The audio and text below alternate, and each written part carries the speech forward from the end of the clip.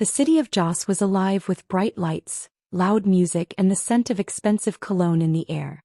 On this particular evening, Amanda stepped out of a sleek black taxi, her heels clicking against the pavement as she approached Lush Lounge, the most luxurious club in the city. She adjusted her red dress, making sure it hugged her curves just right. Amanda wasn't just beautiful, she was breathtaking. Her long silky hair fell in waves down her back, and her skin glowed under the club's neon lights. She knew men admired her and she loved the attention. But Amanda wasn't at Lush Lounge just for fun. She had a mission. She believed love meant nothing without wealth. If a man wasn't rich, he had no business talking to her. And so she spent her nights in high-end places, waiting for the next big catch. Inside the club, the music shook the walls, and the VIP section was filled with men in designer suits, sipping the finest champagne. Amanda's sharp eyes scanned the crowd. Rich men were everywhere, but none caught her attention. Until he walked in. A tall, dark-skinned man with broad shoulders, wearing a perfectly tailored suit. His confidence filled the room and his presence demanded attention. The waiters hurried to serve him as if he was royalty. Amanda's heart skipped a beat. This was the kind of man she was looking for. She leaned closer to her friend Agnes and whispered, "Who is that?" Agnes glanced at him and smirked. "That's Abel Daniels." Amanda frowned. "Abel who?" "Abel Daniels. He's into real estate and oil. Big shot. He practically owns half of this city." Amanda's eyes sparkled with interest. She had found her target. She sat up straight, flipping her hair over her shoulder and waited. Amanda never threw herself at a man, she let them come to her. And it worked. Abel noticed her. Their eyes met across the room. Amanda held his gaze then looked away, playing hard to get. Abel smirked, intrigued. Within minutes, he was walking toward her. "Hello, beautiful," he said, his deep voice smooth like velvet. Amanda turned slowly, flashing a small, confident smile. "Hi. I couldn't help but notice you. What's your name?" "Amanda." "Well, Amanda," he said, taking a seat beside her, "you look like a woman who deserves nothing but the best." Amanda laughed softly. She had heard lines like this before. But coming from Abel it sounded different. He exuded power, wealth, and charm, everything she wanted in a man. They talked for hours, laughing, flirting, and exchanging glances filled with unspoken promises. Abel was intelligent, funny, and knew how to make a woman feel special.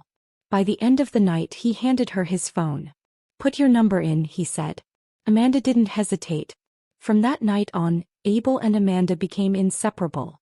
He showered her with gifts, expensive jewelry, designer bags, and vacations to the most exotic places. Amanda was convinced she had finally hit the jackpot. Abel was rich, powerful, and crazy about her. He would send flowers to her doorstep every morning.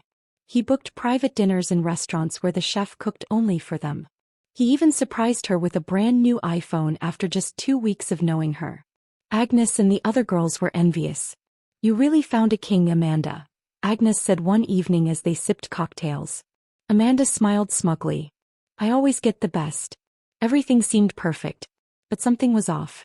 Whenever Amanda asked Abel personal questions about his past, his family, he always changed the subject. "You ask too many questions, baby," he would say with a smile before handing her another expensive gift to distract her. Amanda ignored it. Why should she care about his past when he was giving her the future she wanted? But the first real red flag appeared one evening. They were at Abel's mansion, a massive glass-walled house sitting on a hill. Amanda had never seen anything like it. As they sat on the couch, she playfully picked up his phone, pretending to scroll through it. In an instant, Abel snatched the phone from her hand, his face darkening. "Never touch my phone," he said, his voice sharp. Amanda laughed nervously. "Relax, I was just joking." But Abel wasn't joking. His jaw was tight, his eyes cold.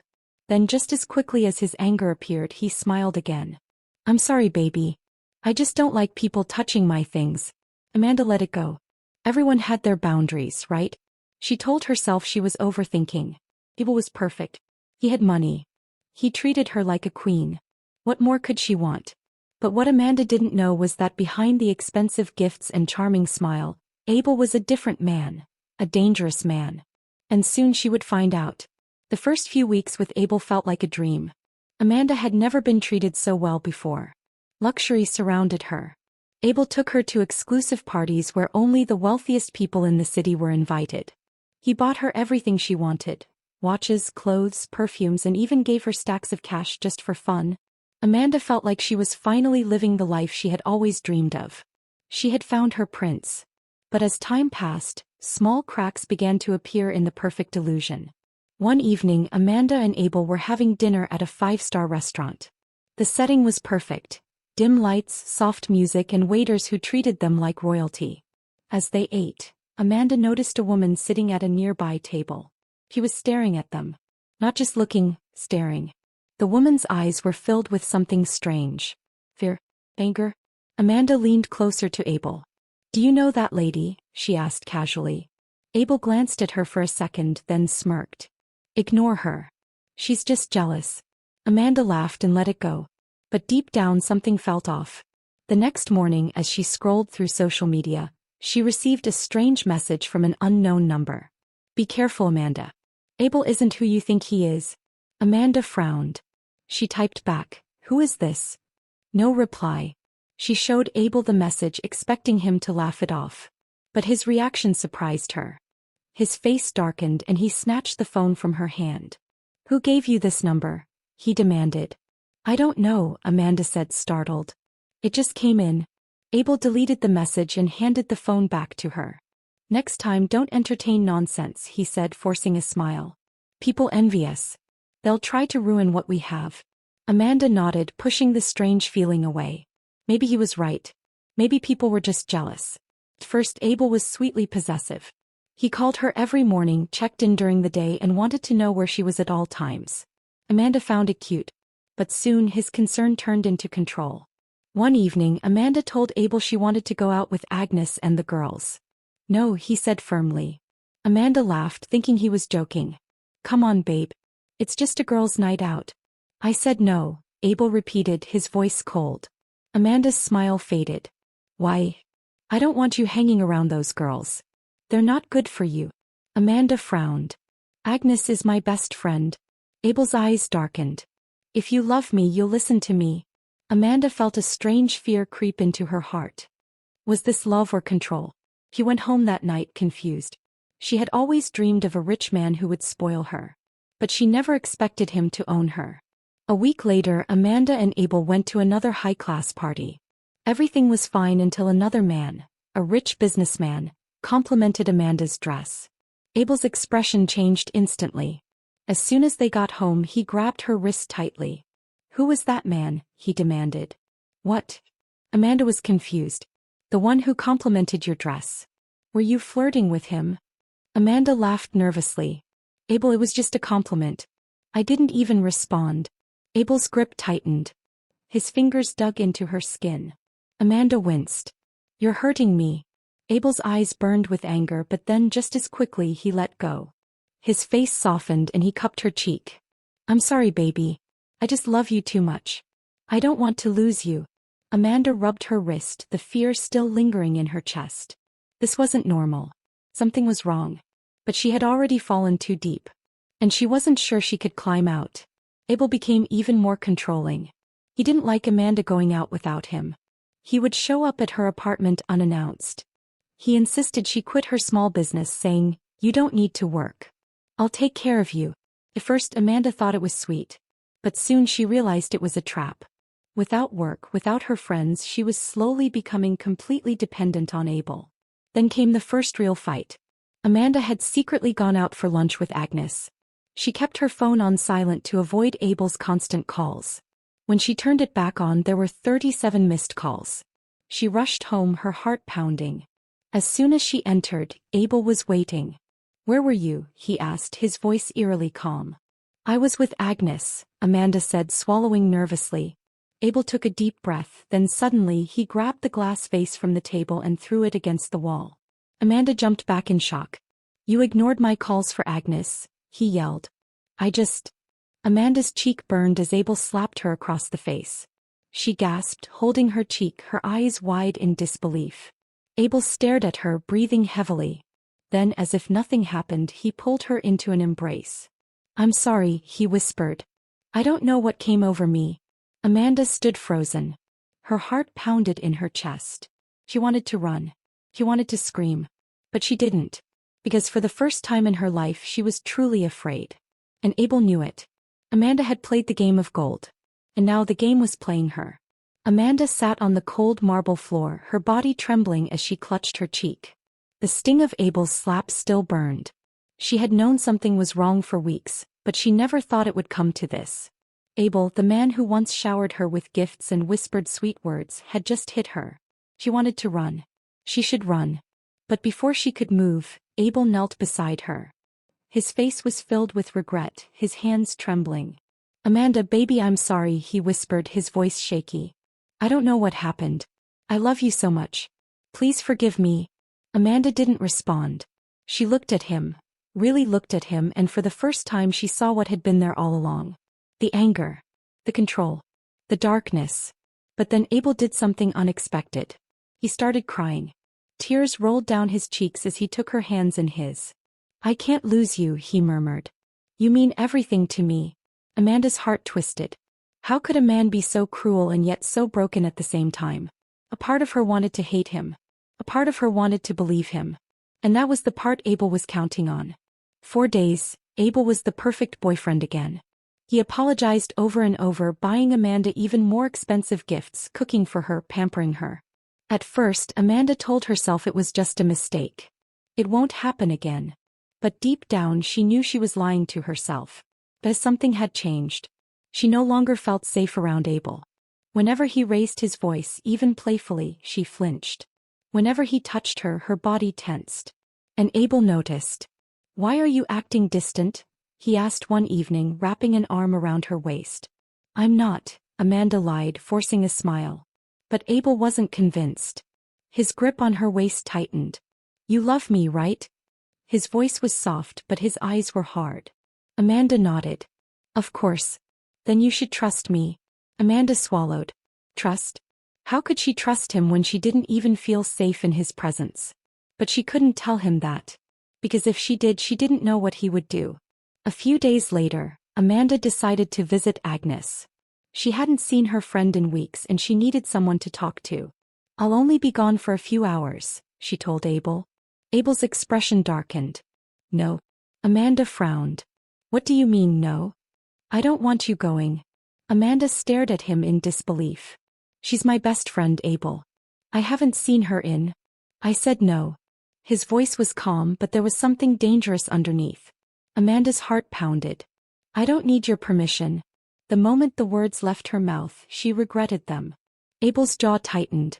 Before she could react, his hand shot out and grabbed her wrist. Amanda gasped as pain shot through her arm. "You don't get to disobey me," Abel said, his grip tightening. Tears filled Amanda's eyes. "You're hurting me." Abel didn't let go. Instead, he leaned in close, his breath hot against her ear. "You belong to me, Amanda," he whispered. "And you're not going anywhere." Amanda's blood ran cold. This wasn't love. This was control. And now she was completely trapped. That night, Amanda barely slept. Her body ached from where Abel had grabbed her. Her mind raced with thoughts of escape. But how? Abel controlled everything, her money, her phone, even her movements. She had no one to turn to. No one who knew what was happening. Except Agnes. Amanda reached for her phone, but it wasn't there. Abel had taken it. Panic gripped her chest. She was a prisoner in her own life. The next morning, Abel acted like nothing had happened. He kissed her cheek, made her breakfast, and even gave her a new handbag. Amanda forced a smile. Pretended everything was fine. Because pretending was the only way to survive. Until that evening. Abel had invited some business partners over for dinner. Amanda played the perfect girlfriend, laughing at the right moments, smiling when expected. Then one of the men made a mistake. He complimented Amanda's dress. "That color suits you, Amanda," he said casually. It was nothing. Just a harmless comment. But Abel's expression changed instantly. His grip on Amanda's waist tightened. And when the guests left, he snapped. "Why were you flirting with him?" he demanded. Amanda's eyes widened. "What? I wasn't." The slap knocked her off balance. Before she could recover, Abel grabbed her by the arm and threw her against the wall. Amanda gasped as pain exploded in her back. Abel towered over her, his face twisted with rage. You think you can embarrass me in front of my business partners? He shouted. Amanda could barely breathe. Abel, please. He hit her again. And again. And again. By the time he was done, Amanda lay on the floor, her body aching, her vision blurred. She could taste blood in her mouth. She had never been so afraid in her life. Abel stood over her, breathing hard. Then, as if realizing what he had done, he stepped back. His face paled. Oh God, baby, I'm sorry. Amanda tried to move, but pain shot through her body. Abel knelt beside her. You know I didn't mean to hurt you, right? Amanda didn't answer. He stroked her hair. You made me do this, Amanda. You know that, right? Amanda's stomach twisted. He was blaming her. He was making her responsible for his violence. And the scariest part?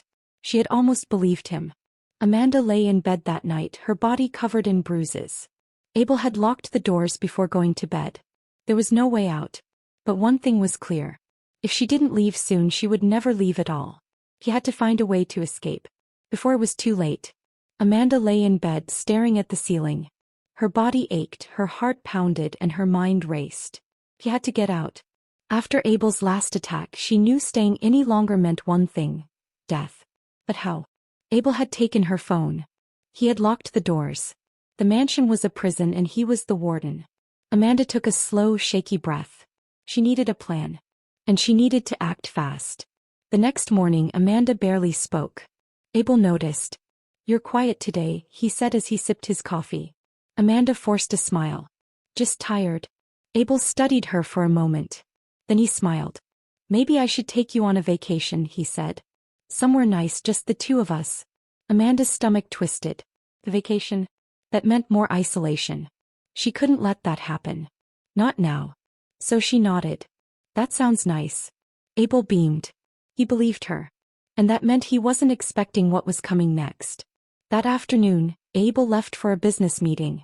Amanda watched from the window as his car disappeared down the long driveway. Her heart pounded. This was her chance. She ran to the front door and twisted the handle. Locked.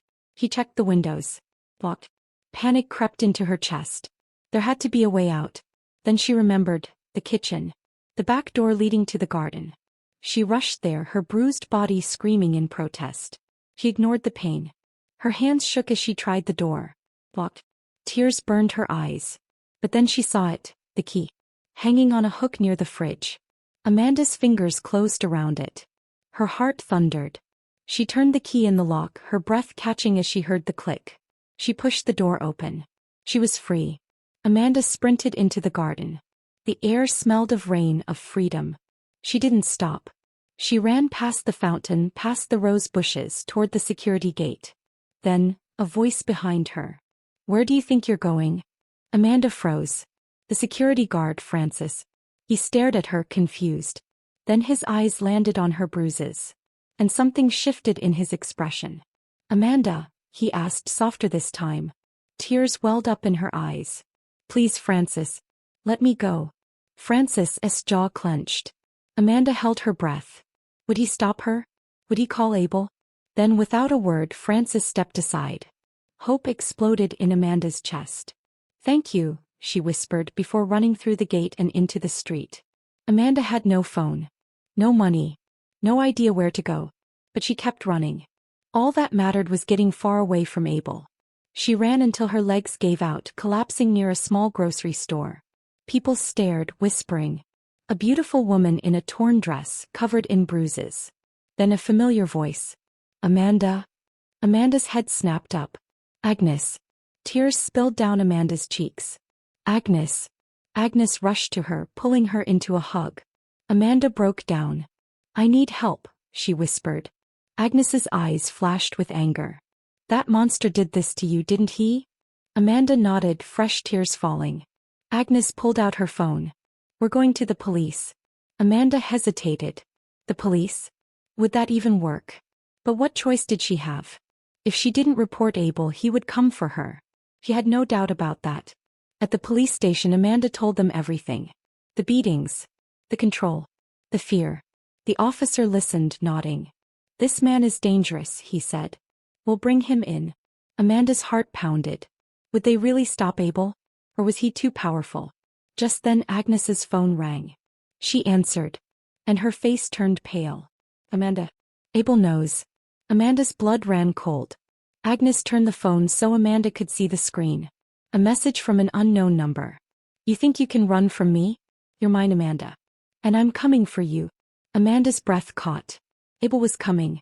And this time he wouldn't stop until he had her back. Amanda's hands trembled as she stared at the message on Agnes's phone. You think you can run from me? You're mine, Amanda. And I'm coming for you. Her breath caught in her throat.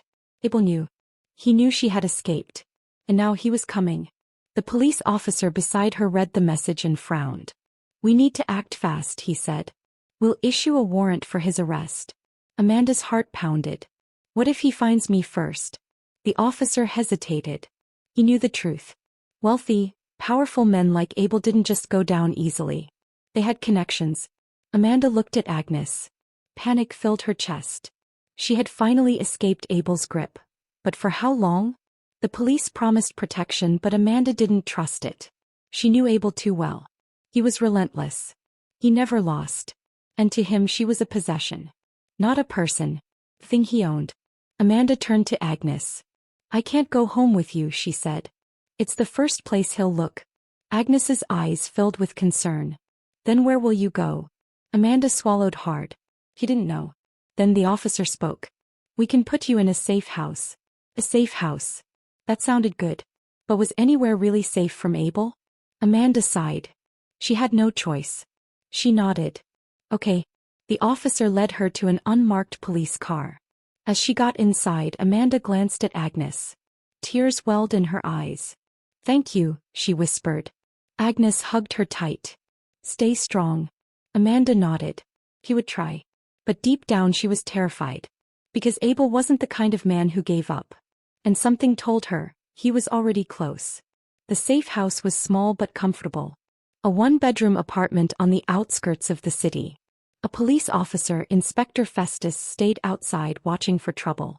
Amanda locked the doors, checked the windows, and curled up on the couch. For the first time in months she was alone. No Abel. No fear. But that peace didn't last. That night as she tried to sleep, her phone buzzed. Her breath hitched. She hadn't told anyone this new number. Her hands shook as she picked up the phone. One new message. From an unknown number. I see you. Amanda's blood ran cold. She jumped out of bed, rushing to the window. Nothing. The street was empty. The night was silent. But the fear was real. She grabbed her phone, typing frantically. Amanda, who is this? A response came immediately. Unknown, you know who. Amanda's heart slammed against her ribs. Abel.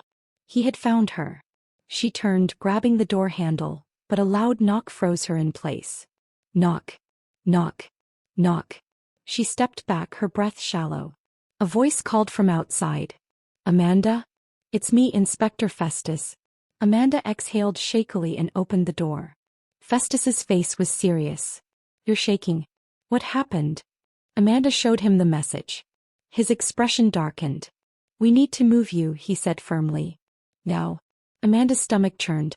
Would running ever be enough? The police moved Amanda to another location. A cheap motel on the outskirts of town. No one knew where she was. Or so they thought. That night, Amanda sat on the bed, staring at the door. She couldn't sleep. Something felt off. She glanced at her phone. No messages. No calls. But still the feeling wouldn't go away. Then a soft noise. The hair on Amanda's neck stood up. Someone was outside. Her body stiffened. She barely dared to breathe. The doorknob twisted. Fully. Silently. Amanda's blood ran cold. He was here. She grabbed the only weapon she could find, a lamp from the bedside table, and hid behind the door. The lock clicked. The door opened. And Abel stepped inside. Amanda swung the lamp with all her strength. It crashed against Abel's shoulder, making him stumble back. She ran for the door, but he was faster. He grabbed her wrist and yanked her back. Did you really think you could run from me? Abel hissed. Amanda struggled. Let me go. Abel pulled her close, his grip bruising her skin. You are mine, Amanda. Do you understand? Tears filled Amanda's eyes. She couldn't do this anymore. She was done being afraid. Done being his prisoner. And then sirens. Loud. Close. Abel's face twisted in rage. He tried to drag her toward the window, but Amanda fought back. She kicked, scratched, did everything she could. And then the door burst open. Police officers flooded the room. Guns drawn. "Let her go, Abel," one of them shouted. Abel's grip tightened on Amanda. His eyes were wild, desperate. Then, bang. A gunshot. For a moment, Amanda couldn't move. Then she felt Abel's grip loosen. She turned and saw blood spreading across his shirt. He staggered back, fell to his knees, then collapsed. Amanda's body trembled. Was it over? A police officer rushed to her side. "Are you okay?" Amanda nodded weakly. Her eyes remained on Abel's still body. The monster was finally gone. But the scars he left behind? Those would take much longer to heal. 2 weeks later, Amanda sat on Agnes's couch sipping tea. She still had bruises, still had nightmares, but she was free. Agnes sat beside her, smiling. "You're stronger than you think, you know." Amanda smiled softly. "I didn't feel strong." "You survived," Agnes said. "That's strength." Amanda exhaled. For the first time in her life, she wasn't chasing money. She wasn't blinded by wealth. She knew what truly mattered now. And it wasn't fancy clothes or expensive dinners. It was freedom. 2 weeks had passed since the night Abel was shot. Amanda was free. But freedom didn't feel the way she thought it would. Every night she still jolted awake, gasping for breath, her heart racing. In her dreams, Abel was still there. Still chasing her. Still whispering in her ear, "You are mine, Amanda." She would wake up shaking, drenched in sweat. It wasn't real, but it felt real. Agnes had been her rock, taking her in and refusing to let her stay alone. "You have to give yourself time," Agnes kept saying. "Healing doesn't happen overnight." Amanda wanted to believe her. She wanted to feel safe again. But something inside her was still broken. One afternoon, Agnes came into the living room holding a newspaper. "Amanda," she said carefully, "I think you need to see this." Amanda hesitated. She wasn't sure she wanted to know. But Agnes handed her the paper anyway. The headline made Amanda's stomach twist. "Business tycoon Abel Daniels dead after police shootout." Her fingers tightened around the paper. There was a picture of Abel smiling in a crisp black suit. He looked powerful, untouchable. If only the world knew the monster that hid behind that smile. Amanda exhaled shakily. "It's over." Agnes nodded. "Yes, it is." Amanda looked at the words again. Abel was gone.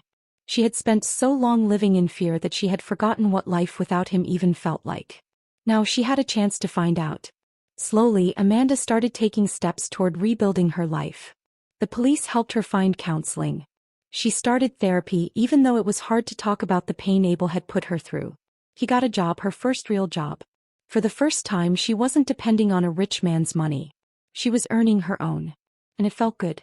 One day, as she was walking home from work, she passed a mirror in a shop window. She stopped. For months, she had avoided mirrors. She had been too scared of what she would see. But now she looked. And she saw a different Amanda. She wasn't just beautiful. She was strong. She had been beaten, broken, and controlled. But she had survived. Amanda took a deep breath. For the first time in her life, she was free. And this time she was never going back. Amanda stood in front of the mirror for a long time, letting the reality sink in. She had been through hell, but she had come out stronger. She wasn't just surviving anymore. She was living. That night, as she sat with Agnes watching the sunset, she smiled for the first time in a long time. "What's next for you?" Agnes asked. Amanda thought for a moment. "I don't know," she admitted. "But this time I'll choose my own path." And for the first time in her life, that was enough.